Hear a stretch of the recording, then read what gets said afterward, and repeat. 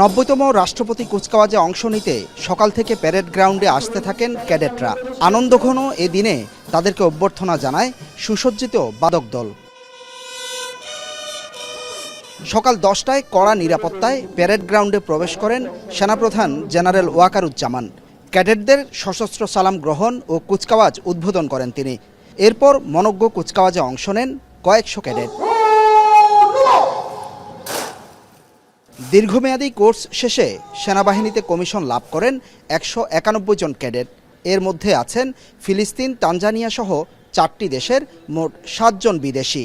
কমিশনপ্রাপ্ত 184 বাংলাদেশির মধ্যে 166 জন পুরুষ ও 18 জন নারী।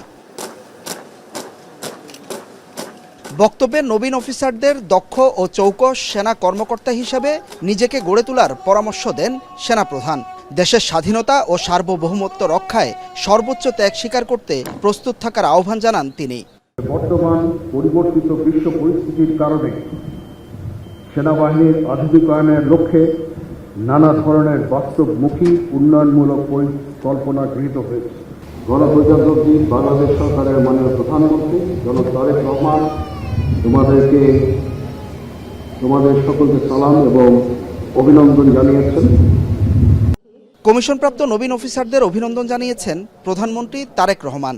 প্রতিক্রিয়ায় নবীন অফিসাররা নিজেদের দায়িত্ব আর অনুভূতির কথা তুলে ধরেন। আপনারা সবাই আমাদের জন্য দোয়া করবেন যেন ভবিষ্যতে আমরা এই দেশ এবং সেনাবাহিনীর জন্য কাজ করে যেতে পারি। নিজের জ্ঞান, বিবেক এবং নিজের দক্ষতা, কর্মদক্ষতা, সততার সাথে দায়িত্ব পালনের জন্য তাকে আমি উপদেশ দিব।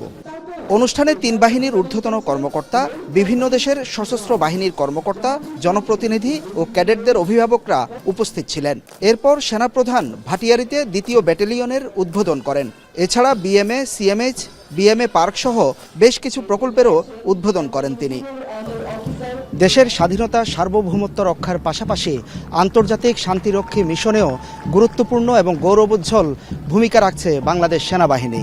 শুধু তাই নয়, দেশের জরুরি প্রয়োজনে কাজ করছে সাধারণ মানুষের সাথে কাঁধে কাঁধ মিলিয়ে। দেশের স্বাধীনতা, সার্বভৌমত্ব রক্ষায় নবীন অফিসাররা তাদের সর্বোচ্চ ত্যাগ স্বীকার করতে যেন প্রস্তুত থাকে, সেই আহ্বানও জানিয়েছেন সেনাপ্রধান। হোসাইন জিয়াদ, এখন চট্টগ্রাম।